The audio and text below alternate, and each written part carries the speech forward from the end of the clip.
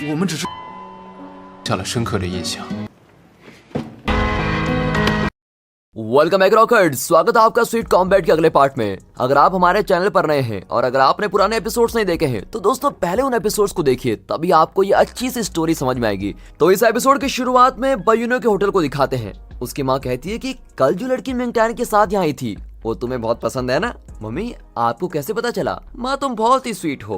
बेटा मैं इस होटल में कई कपल्स को देखती हूँ, उनका बिहेवियर देखकर मुझे पता चल जाता है कि वो लोग सच में प्यार करते हैं या यूं ही टाइम पास कर रहे हैं। कल मिंगटैन और वो लड़की यहाँ आए थे ना, तो उनको देखते ही मुझे पता चल गया था कि वो दोनों एक दूसरे से बहुत प्यार करते हैं। उनकी आंखों में ये साफ साफ नजर आ रहा था।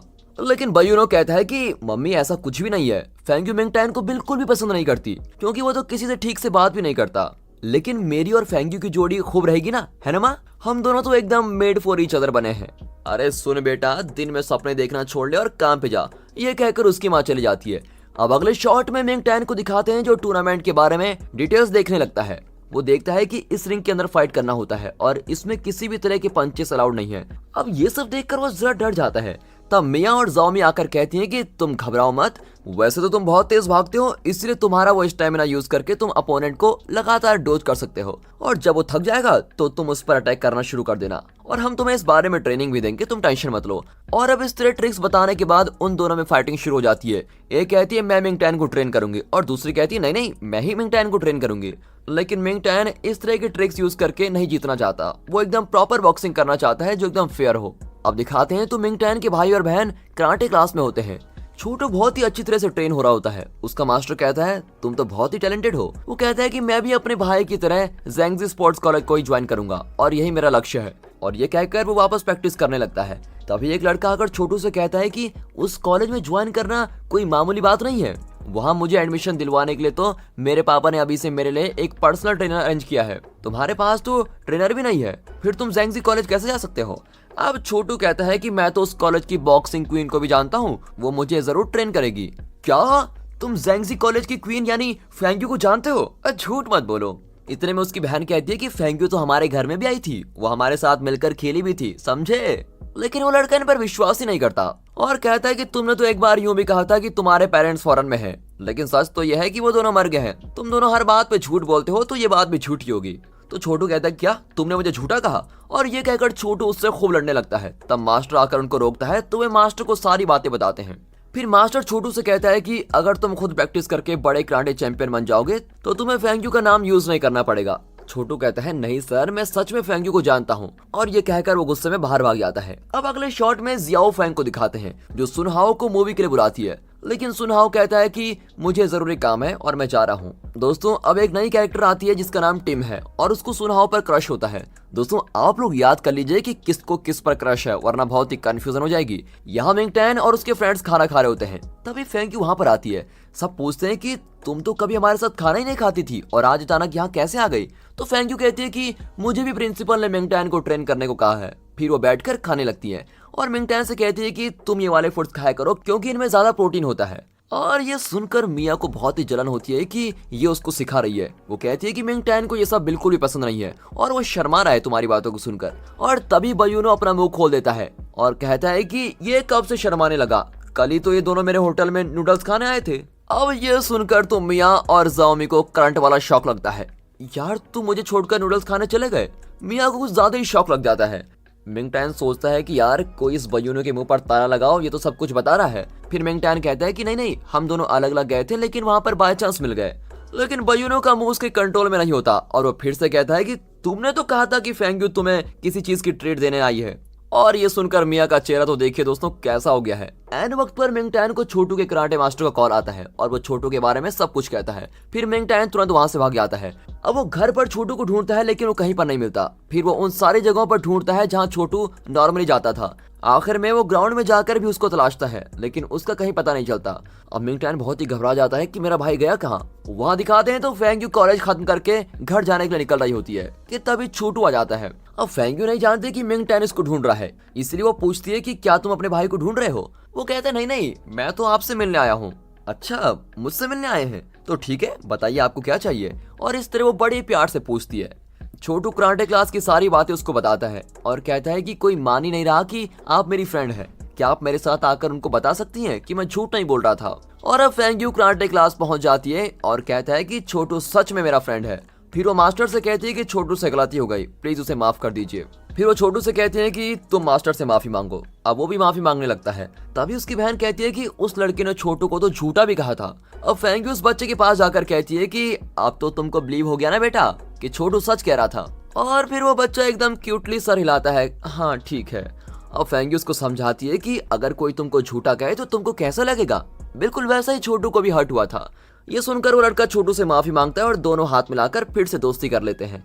अब फेंग यू एक मार्कर से उस लड़के के हाथ में अपना सिग्नेचर भी देती है। फिर वो मास्टर से कहती है कि मुझे ये बच्चे बहुत ही अच्छे लगे और मैं महीने में एक बार आकर इनको ट्रेन जरूर करूंगी।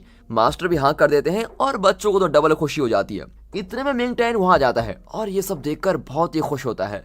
अब सारे बच्चे फेंग यू का ऑटोग्राफ ले रहे होते हैं। देखा, इतनी फेमस है हमारी फेंग यू, वही सिटी की सबसे एक्सपर्ट एमएमए बॉक्सर है और इसीलिए सब उसे बॉक्सिंग क्वीन के नाम से जानते हैं। वहाँ सुनहाओ और जाओमी के पापा बैठकर बातें कर रहे होते हैं। जाओमी के पापा सुनहाओ को अपनी स्पेशल टिप देते हैं जिसको उन्होंने आज तक किसी से भी शेयर नहीं किया था। सुनहाओ को अपने बॉक्सिंग मूवमेंट सिखाने के लिए जाओमी के पापा ने 3 कंडीशन बताए थे। पहली कंडीशन तो यह है कि सुनहाओ को जाओमी से प्यार करना होगा और यही उनकी सबसे इंपॉर्टेंट कंडीशन थी क्योंकि वो जानते हैं कि सुनहाओ दिल का बहुत ही अच्छा है। लेकिन सुनहाओ उस कंडीशन को रिजेक्ट कर देता है और कहता है इस कंडीशन के बिना आप मुझको मूवमेंट्स नहीं सिखाएंगे क्या। अब पापा शौक होकर पूछते हैं कि क्या तुम जाओमी को पसंद नहीं करते। सुनहाओ कहता है कि ऐसी बात नहीं है, एक्चुअली आपके कहने से पहले ही मुझे वो पसंद आ गई थी। और तब फ्लैशबैक में दिखाते हैं कि बहुत दिन पहले सुनहाओ लेट नाइट साइकिलिंग कर रहा था। तब जाओमी जी जान से अपनी प्रैक्टिस कर रही थी और इतनी देर रात सिंसियरली से प्रैक्टिस करते देखकर सुनहाओ बहुत ही इंप्रेस हो गया था और उस पल से ही वो जाओमी से प्यार करने लगा था। इतना अच्छा और सच्चा लड़का अपनी बेटी के लिए पाकर पापा बहुत ही खुश होते हैं। इतने में जाओमी आकर पूछते हैं कि तुम फिर से पापा से ट्रेनिंग लेने आ गए। ओके पापा, मैं रनिंग प्रैक्टिस के लिए जा रही हूँ। अब उसके पापा सुनहाओ को भी साथ ले जाने के लिए कहते हैं। अब जाओमी ना चाहते हुए भी सुनहाओ को अपने साथ लेके जाती है। वहाँ मिया मिंग टैन को ढूंढ रही होती है जो अचानक ही कैफेटेरिया से भाग गया था, लेकिन फिर भी उसे तसल्ली होती है कि मिंग टैन अकेला ही कहीं गया होगा और वो फेंग यू उसके साथ नहीं गई होगी।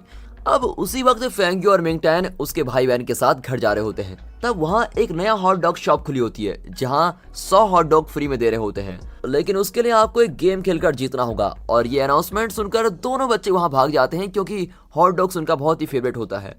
अब मिंग टैन और फेंग यू वहाँ पर जाते हैं। वहाँ लोगों की बहुत भीड़ लगी होती है क्योंकि ऐसे गेम्स तो सभी खेलना चाहते हैं। और शॉप ओनर कहती है कि 2 लोगों को मिलकर ये गेम खेलना होगा। दोनों बच्चे हाथ उठाते हैं लेकिन ओनर कहती है कि ये सिर्फ 18 साल से ऊपर वालों के लिए है। अब इन बच्चों के खातिर मिंग टैन और फेंग यू को गेम खेलना पड़ता है। गेम यह है कि एक बाउल में आटा होगा और उसमें कुछ बॉल्स होंगे। इनको फूंक मारकर उन बॉल्स को बाहर निकालना होगा। और अब गेम शुरू होता है और दोनों बॉल के अंदर फूंकने लगते हैं। सारा आटा इनके मुंह पर लग जाता है और बीजीएम भी तेज हो जाता है। और फिर बहुत कोशिश करने के बाद आखिर में वे आखिरी बॉल को बाहर करके गेम जीत जाते हैं और फ्री हॉट डॉग्स के मजे ले रहे होते हैं। अब वहां से निकलकर फेंग यू और मिंग टैन एक दूसरे के चेहरे से आटा साफ कर रहे होते हैं और मिंग टैन मन ही मन सोचता है कि ये बाहर से जितनी हार्ड दिखती है दिल से उतनी ही सॉफ्ट है। दोनों बच्चे जूस पी रहे होते हैं। छोटी कहती है कि जल्द ही ये दोनों गर्लफ्रेंड बॉयफ्रेंड बनने वाले हैं। इस पर छोटू को बड़ा ही गुस्सा आ जाता है और वो कहता है कि ऐसा कभी नहीं होगा। फिर वो भागकर उन दोनों के बीच में खड़ा हो जाता है और कहता है कि बॉक्सिंग क्वीन जी, मैं भी ट्रेनिंग ले रहा हूँ और बहुत ही जल्दी बड़ा भी हो जाऊंगा। फिर तो मैं अपने भाई से भी ज्यादा हैंडसम और स्ट्रॉन्ग बन जाऊंगा। अब मिंग टैन उसका मुंह बंद कर देता है लेकिन फेंग यू को बहुत ही हंसी आ जाती है कि कितना क्यूट बच्चा है।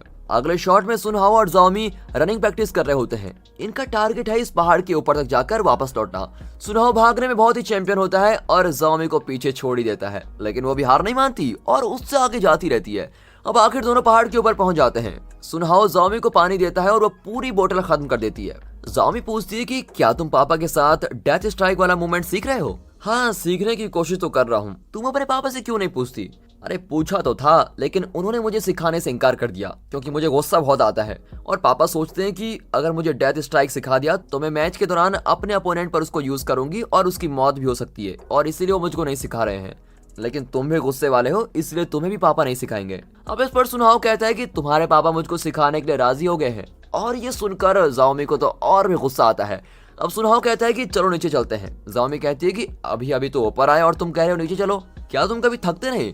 फिर वो सुनहाओ को जंगल के शॉर्टकट से नीचे लेके जाती है। वो पूछता है क्या तुम रास्ता जानती हो। अरे डरो मत, मुझे सारे रास्ते पता है, ये कहकर वो आगे जाती है। लेकिन कुछ ही देर में उसकी गर्दन पर एलर्जी होने लगती है। सुनहाओ कहता है कि तुम्हें जरूर किसी इंसेक्ट से एलर्जी है, हमें सीधे रास्ते से जाना चाहिए था। अब वहाँ मिंगटैन को दिखाते हैं जो बयूनो के होटल में पार्ट टाइम जॉब कर रहा है। तब मिया आती है। दरअसल बयूनो और मिया के बीच एक एग्रीमेंट होता है कि मिंगटैन को मिया के साथ हुकअप करने में बयूनो मिया की मदद करेगा और बयूनो को फेंग्यू के साथ हुकअप करने में मिया बयूनो की मदद करेगी। आई बात समझ में? इसे कहते हैं गिव एंड टेक पॉलिसी। तब वहाँ अकड़ू आ जाता है और मिंगटैन के पास जाकर बैठ जाता है। बयूनो और मिया आकर डांटते हैं कि तुम्हारी गुंडागर्दी यहाँ पर नहीं चलेगी। अब अकड़ू कहता है कि मैं तो एक कस्टमर हूँ और मेरा खाना तो मिंगटैन ही लाएगा। अब इसके बाद बयूनो कुछ कह नहीं पाता। मिंगटैन भी कह देता है कि इसे मैं संभाल लूंगा, तुम जाकर अपना काम करो। अब अकड़ू मिंगटैन से टेबल साफ करवाता है। तब मिंगटैन पूछता है कि आप क्या लेंगे, क्या तुम्हारे पास मेन्यू कार्ड नहीं है? जाओ और मेन्यू कार्ड लाओ। फिर मेन्यू कार्ड देखकर वो हर आइटम को ऑर्डर करने लगता है। जब मिंगटैन आइटम्स नोट कर लेता है तो अकड़ू कहता है कि वो सब मुझको नहीं चाहिए और अब मिंगटैन सब कुछ काट कर दोबारा ऑर्डर लिखता है और इस तरह वो अकड़ू कई बार करने लगता है और मिंगटैन को परेशान करते रहता है। इतने में मिया और बयूनो फिर आकर पूछते हैं कि आखिर तुमको चाहिए क्या? अकड़ू अकड़ कर कहता है कि तुम दोनों चले जाओ वरना सारे कस्टमर्स को यहाँ से भगा दूंगा। और फिर भी वो दोनों कुछ कर नहीं पाते। फिर वो अपना ऑर्डर देता है और मिंगटैन बहुत ही शांत होकर सब कुछ नोट करता है। फिर उसका सारा ऑर्डर लाकर रख देता है। अब अकड़ू कहता है कि है मुझे सब नहीं चाहिए और इसका बिल भी मैं नहीं दूंगा, तुम ही पे कर लेना, ठीक है? मैं तो यहाँ तुम्हारी अकड़ कम करने आया था। उस दिन तो तुम बहुत ही भड़क रहे थे ना, असली गेम तो अब शुरू होगा। इस तरह वो मिंगटैन को टॉर्चर कर रहा होता है। मिया और बयूनो उस पर चिल्लाते हैं और वो कहता है कि ऐसे होटल में तो मैं कभी खाना नहीं खाऊंगा, मैं तो यहाँ मिंगटैन से बदला लेने आया था। एन वक्त वहां पर सुनहाओ आता है और उसको देखते ही अकड़ो के हाथ पैर कांपने लगते हैं। और दोस्तों इसी के साथ ये एपिसोड यहाँ पर खत्म होता है। दोस्तों अगले एपिसोड के लिए तैयार रहिए और ये सीरीज आपको पसंद आई है तो वीडियो को लाइक और चैनल को सब्सक्राइब अभी कर दें। और दोस्तों कमेंट्स में ये जरूर बताइएगा कि आपको इस सीरीज में सबसे ज्यादा पसंद क्या आया और इतनी पसंद क्यों आ रही है। बाकी मिलते हैं अगली वीडियो में, तब तक के लिए गुड बाय। चैनल को लाइक करें, सब्सक्राइब करें। धन्यवाद।